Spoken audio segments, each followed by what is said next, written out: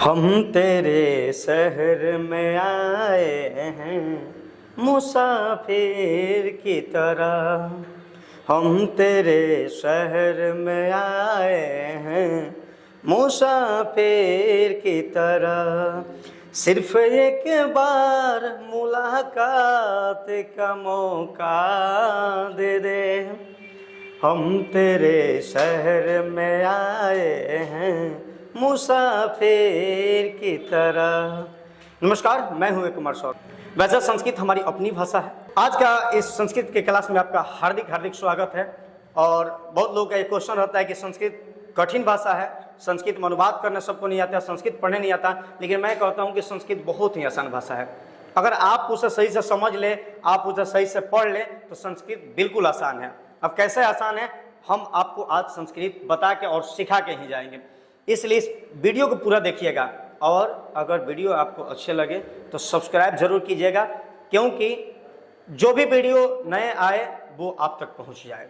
शुरू करते हैं वीडियो को और देखेंगे संस्कृत में अनुवाद कैसे करें। संस्कृत में अनुवाद करने के लिए पहले जिन मुख्य चीजों की जरूरत होती है वो आपको मैंने बोर्ड पे दिखा दिया है।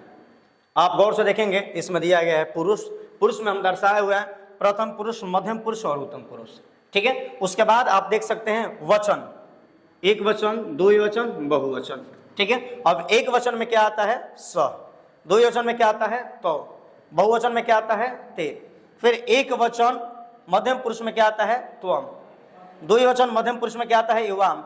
बहुवचन मध्यम पुरुष में क्या आता है? यूयम। ठीक है। एक वचन उत्तम पुरुष में आता है अहम, द्विवचन उत्तम पुरुष में आता है अवाम, बहुवचन उत्तम पुरुष में आता है वयम। ये संस्कृत के लिए सबसे हीरो है, क्योंकि इसी के बगैर संस्कृत नहीं बनता है और इसकी जानकारी सभी किसी को होना चाहिए। ठीक है। क्योंकि इसी से हमें पूरे संस्कृत की जानकारी लेनी है। अब ये समझेंगे कि सबका मतलब क्या होता है, क्योंकि इसका मतलब हम नहीं जानेंगे तो संस्कृत नहीं बनाएंगे। इसलिए इसका मतलब समझना है। तो यहाँ होता है सह का मतलब होता है वह, और तो का मतलब होता है वे दोनों, और ते का मतलब होता है वे लोग या वे सब। उसके बाद मध्यम पुरुष एक वचन में त्वम है, तो त्वम का मतलब क्या होता है? तुम। युवम, युवम में होता है तुम दोनों। गौर से समझना है सवाल को और बिल्कुल समझ में आएगी। युवम मीन्स होता है तुम लोग या तुम सब। उसके बाद है एक वचन के उत्तम पुरुष में है अहम, यानी मैं। द्विवचन में है हम दोनों, और बहुवचन उत्तम पुरुष में हम लोग या हम सब। चलिए, तो आप देख रहे हैं संस्कृत के हर एक चीज को आपने दर्शा दिया जिससे हम संस्कृत अनुवाद करेंगे। इसकी जानकारी होनी चाहिए। इसलिए इस जो भी आप देख रहे हैं यहाँ पे स, तो, ते, त्वम, युवम, युवम, अहम, अवम, वयम, ये जो भी सवाल आपके सामने हैं, जो भी शब्द शब्दार्थ आपके सामने हैं, इसकी जानकारी प्रत्येक स्टूडेंट को होना चाहिए। आप इसे विस्तार पूर्वक लिख लेंगे और लिख करके आप याद कर लेंगे। उसके बाद जब इसकी जानकारी हम ले लेते हैं तो अब हम संस्कृत में अनुवाद कैसे करेंगे, अब इसके लिए क्या क्या चीज़ों की जरूरत होती है, अब इस पे गौर करना है। तो आप इसको गौर से समझ लीजिएगा कि पुरुष दिया हुआ है प्रथम पुरुष, मध्यम पुरुष, उत्तम पुरुष, और वचन दिया है एक वचन, द्विवचन और बहुवचन। इसमें जो शब्दार्थ है वो देख सकते हैं कि स मीन्स वह, तो मीन्स वे दोनों, ते मीन्स वे लोग या वे सब, तो मीन्स तुम, युवा मीन्स तुम दोनों, युवा मीन्स तुम लोग या तुम सब, अह मीन्स मैं, अवा मीन्स हम दोनों, वय मीन्स हम लोग या हम सब। ये मुख्य चीजें हो गई जिस हम संस्कृत बनाएंगे। लेकिन जिस प्रकार हम इंग्लिश पढ़ते हैं, इंग्लिश में वर्ड मीनिंग की जरूरत होती है, उसका अर्थ की जरूरत है, ठीक उसी प्रकार संस्कृत में भी होती है। लेकिन उसमें भी हम लोग सहायक क्रिया का प्रयोग करते हैं, हेल्पिंग वर्ब का यूज करते हैं, जैसे इज, आर, एम प्रयोग हम लोग करते हैं, बहुत सारे उसमें होता है। ठीक उसी प्रकार संस्कृत में भी होता है। संस्कृत में होता है तो हम किसके लिए क्या प्रयोग करेंगे, जैसे उसमें हम टेंस पढ़ते हैं इंग्लिश में, वैसे ही इसमें भी होता है। लेकिन कौन क्या चीज होता है हम आपको समझाएंगे। सहायक क्रिया पे बात करेंगे और सहायक क्रिया के सहायता से हम संस्कृत के अनुवाद को आगे बढ़ाएंगे। आप देख रहे हैं कि है, हो, हूँ। अब इसका मतलब क्या होता है, जैसे कि आपको टेंस दिया जाता है कि मैं गरीब हूँ, आप ईमानदार हो, तो जैसे अंत में है, हूँ, हो का प्रयोग होता है तो उसके लिए हम कौन सा सहायक क्रिया प्रयोग करेंगे उसको दिखाते हैं। तो इसमें होता है अस्ति, अस्त, संति, संति, असि, अस्थ, एस्त, अस्मि, स्व, एस्म। इसके लिए यह सहायक क्रिया है जिसके सहायता से हम संस्कृत को आगे बढ़ाएंगे। लेकिन अब ये समझना है कि एक चीज इसमें कॉमन है कि जो हम पहले लिखे थे कि सह तो ते तो हम इवम अहम अहम, आप एक समझ सकते हैं कि इसमें 1 2 3 4 5 6 7 8 9 खंडे दिख रहे हैं। इसमें सबका अगर चाहें तो समझने के लिए हम नंबरिंग भी कर सकते हैं ताकि समझने में दिक्कत नहीं होगी। उसके बाद जब ये ले लेते हैं इसके लिए सहायक क्रिया, तो हम आगे अनुवाद कैसे करेंगे, अनुवाद में कैसे बनाएंगे, अब इसमें हम समझते हैं, ठीक है। लेकिन उसके लिए हमें कुछ शब्दों की, शब्दार्थों की जरूरत होती है। तो जैसे आपको शब्दार्थ मिल जाएंगे, डिस्क्रिप्शन में भी मिल जाएंगे, लेकिन फिलहाल अभी जो है सामने है उसको हम दिखाते हैं। वाक्य है कि वह गरीब है, वह गरीब है। तो वह गरीब है, ये भी हो सकता है कि वो लड़की के लिए भी कहा जाए और लड़के के लिए भी कहा जाए। अगर लड़की के लिए कहा जाता है तो सा का प्रयोग करेंगे, और लड़के के लिए कहा जाता है, लड़के के लिए कहा जाता है तो सह का प्रयोग करेंगे। जैसे हम पहले भी बता चुके हैं कि स मीन्स होता है वह, स मीन्स होता है वह। उसके बाद गरीब का जो शब्दार्थ होता है उसका होता है दरिद्र, गरीब का होता है दरिद्र। और सह पहला जो है वो किस में है, एक वचन और प्रथम पुरुष में है, क्योंकि स मीन्स वह होता है, क्योंकि ये अभी जस्ट हम आपको दिखा चुके हैं। लेकिन स मीन्स वह होता है, वो किस वचन किस पुरुष में उसको समझेंगे। तो वो प्रथम था, प्रथम पुरुष एक वचन में था। तो अब इसमें देखना है कि स जब प्रथम पुरुष एक वचन में है तो सहायक क्रिया हमारी किस में है, तो एक वचन प्रथम पुरुष में आखिर क्या है। तो यहाँ पे देख रहे हैं कि क्या है, अस्ति। हम इसके साथ जोड़ देंगे अस्ति, तो हमारा अनुवाद ये बन जाता है। ठीक उसी प्रकार अगर दे दे कि तुम दोनों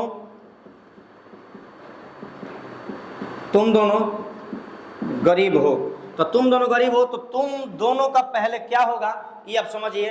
तो तुम दोनों का क्या होगा आपको पहले लिखवा चुके हैं, आप देख चुके हैं कि क्या होगा। अभी हम बता भी देखते हैं कि इसमें दिया गया है कि स मीन्स व, तो मीन्स वे दोनों, ते मीन्स वे लोग या वे सब, तो मीन्स तुम, युवा मीन्स तुम दोनों। तो युवा मीन्स तुम दोनों होगा, तो हम यहाँ पे लिख लेंगे युवाम, ठीक है, युवाम हो गया। उसके बाद आप देखेंगे कि गरीब, तो गरीब का जो यहाँ पे हम शब्दार्थ लिखे हुए हैं वो है दरिद्र।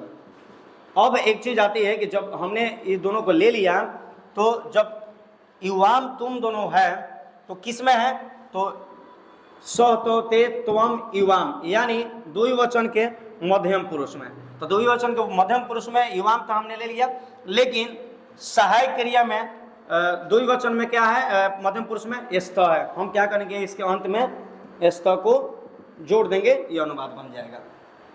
अगर इस तरह से समझ में आपको नहीं आती है तो आप इसका नंबरिंग कर लेंगे, 1 2 3 4 5 6 7 8 9। और जब भी कोई आपको वाक्य मिल रहा है उसको बनाने के लिए, तो आप प्रथम चीज को देख लेंगे कि क्या दिया हुआ है। जो दिया हुआ है आप ऐसे ही जो आपको चित्र दिख रहा है इसमें आप देख लेंगे कि किस वचन किस पुरुष में, उसका सहायक क्रिया कितने नंबर में है, आप उसके अंत में जोड़ देंगे। संस्कृत बनाने के लिए आपको शब्दार्थ की बहुत ज़्यादा जरूरत होती है, क्योंकि उसी के बगैर ये बनता नहीं है, ठीक है। इसलिए वर्ड मीनिंग जैसे हम लोग इंग्लिश में यूज करते हैं, संस्कृत में वैसे ही यूज होता है। उसके बाद हम आपको अगले वीडियो में दिखाएंगे कि वर्तमान काल की जो टेंस है, जो काल है, उसमें हम लोग कैसे प्रयोग करेंगे। अब यहाँ आप संस्कृत को बहुत ही अच्छे तरीके से समझेंगे कि अनुवाद कैसे किया जाता है। हम इसको अलग अलग करके आपको दिखाए थे, लेकिन अब दोनों जो है एक जगह है। अब समझिए, यहाँ पहले हम बता दिए थे कि संस्कृत में अनुवाद करने के लिए सह तो ते त्वम युवम युम अहम अहम वयम, इसकी बहुत ज़्यादा जरूरत होती है। इसकी जानकारी नहीं होगी तो हम संस्कृत नहीं बनाएंगे, पहले भी बता चुके और अभी भी कह रहे हैं कि इसको याद करना है। लेकिन है, हो, हूँ, इसकी सहायक क्रिया हम क्या यूज करेंगे, कैसे हम प्रयोग करेंगे। आप देख सकते हैं कि पुरुष एक वचन, द्विवचन, बहुवचन, और पुरुष में क्या है, प्रथम पुरुष, मध्यम पुरुष, उत्तम पुरुष। इसमें भी उतना ही खंड है जितना इसमें, यानी 1 2 3 4 5 6 7 8 9 को इसमें भी है और 9 इसमें भी है। लेकिन इसमें क्या है, सहायक क्रिया है। एक वचन में अस्ति, द्विवचन में अस्त, बहुवचन में संति। एक वचन में अस्ति, द्विवचन में अस्त और बहुवचन में अस्त। एक वचन में अस्मि, द्विवचन में स्व और बहुवचन में स्म है। पुरुष आपके सामने है। अब क्या है कि जब हम संस्कृत में अनुवाद करेंगे तो हमें किन बातों का ध्यान रखना होता है, सबसे पहले उसे समझेंगे। जब हमें कोई वाक्य मिलता है बनाने के लिए, संस्कृत में अनुवाद करने के लिए, तो अगर कोई वाक्य मिला है उसमें प्रथम देखना है कि सौ तो ते त्वम एवं एवं अहम वयम, इसमें कौन सा प्रथम आया है। ठीक है, जैसे अगर आपको आ गया कि तुम जादूगर हो, तुम जादूगर हो, तो यानी समझिए तुम जादूगर हो तो पहले दिया है तुम।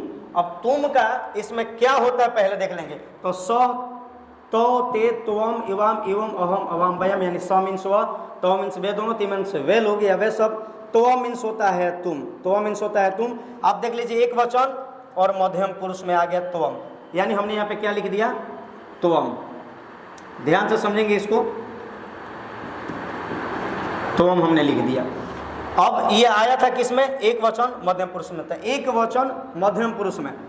उसके बाद क्या होता है कि तुम, तो तुम का हमने त्वम लिख दिया, लेकिन जादूगर का हमें लिखना होता है, तो इसका होता है मायाकार, मायाकार हमने लिख दिया। लेकिन इसके अंत में हम क्या लगाएंगे, ये जो आपको सहायक क्रिया दिख रहा है इतना में से कौन लगाएंगे, यही सबसे समझने वाली बात होती है। तो आप देखेंगे कि तुम जो है एक वचन मध्यम पुरुष में है, एक वचन मध्यम पुरुष, तो एक वचन मध्यम पुरुष में क्या है, एक वचन मध्यम पुरुष में क्या दिया है, 80, तो इसके अंत में हम लगा देंगे 80, हमारा संस्कृत बन गया। अगर इस तरह से आपको समझ में नहीं आती है तो आप इसमें क्या करेंगे, पहले भी बताया कि उसमें नंबरिंग कर दीजिए, 7 9, इसमें नंबरिंग कर लीजिए और इसमें भी नंबरिंग कर लीजिए, 1 2 3 4 5 6 7 8 9, इसमें भी नंबरिंग कर लीजिए, दोनों में नंबरिंग हो गया। अब आसानी से आप समझ सकते हैं, हमने इस पे बताया कि तुम जादूगर हो, तो तुम का हमने तुम लिख दिया, तो कितना नंबर में आया था, 4 नंबर में। और बीच का जो शब्दार्थ की जरूरत पड़ी है उसको तो आपको याद करना पड़ेगा, उसकी ज़्यादातर जरूरत होती है। तो जादूगर का हमने लिख दिया मायाकारम, लेकिन कितना नंबर में आया था, ये 4 नंबर में आया था। ठीक है, और कहीं मत ध्यान दीजिए, आप नंबरिंग पर ध्यान दीजिए, 4 नंबर में दिया है, इसमें 4 नंबर में देखिए क्या है, 80, हमने 80 लगा दिया है। इससे बेहतर समझने की कोई तरीका नहीं हो सकती है। अगर कोई और आपको वाक्य मिलता है कि हम लोग गरीब हैं, हम लोग गरीब हैं, तो हम लोग का क्या होगा, सबसे पहले समझेंगे। स्व मीन्स व, त्व मीन्स वे दोनों, ते मीन्स वे लोग या वे सब, तो मीन्स तुम, युवा मीन्स तुम दोनों, युवा मीन्स तुम लोग या तुम सब, अहम मीन्स मैं, अवा मीन्स हम दोनों, वय मीन्स हम लोग या हम सब। यानी ये कितना में है, 9 नंबर में। इसे ध्यान में रखेंगे तो क्या दिया है, वयम दिया है, हमने वयम यहाँ पे लिख लिया। अभी एक अनुवाद में आपको दिखाए थे गरीब का मतलब संस्कृत में गरीब का क्या होता है, तो यहाँ पे दर्शा दिए हम, दरिद्र दर्शा दिए हैं। उसके बाद आप ये देखेंगे कि उसका अंत में क्या लगाना है, तो उसका अंत में लगाने के लिए आप देख सकते हैं कि आप वचन और पुरुष में अगर कठिनाई हो रही है तो आप नंबरिंग देख लीजिए, क्योंकि नंबरिंग इसीलिए कराए थे 9 नंबर में। तो 9 नंबर के सहायक क्रिया में देखिए क्या है, स्म है, आप यहाँ ले आकर के जोड़ दीजिए, अनुवाद बन गया। ठीक इसी प्रकार से संस्कृत का अनुवाद को समझा जाता है। यही तरीका है संस्कृत के अनुवाद को समझने के लिए। तो ये जो चीज़ है ये बदलने वाला नहीं है, सौतौते ये नहीं बदलेगा, लेकिन ये बदलता रहेगा। अभी हम सहायक क्रिया बनाए है, हो, हूँ, संस्कृत में अनुवाद किए इसका, लेकिन अभी आ जाएगा जिसके अंत में ता है, ती है। इस प्रकार से जैसे हम लोग टेंस पढ़ते हैं, ठीक उसी प्रकार इसमें भी टेंस पढ़ना होता है, लेकिन इसमें संस्कृत में पढ़ना होता है। तो आगे वाला जो वीडियो आपको आने वाला है उसमें आपको इसके आगे की जो कैसे हम अनुवाद करेंगे, आगे की प्रक्रिया क्या रहेगी, उस वीडियो में आपको बताएंगे।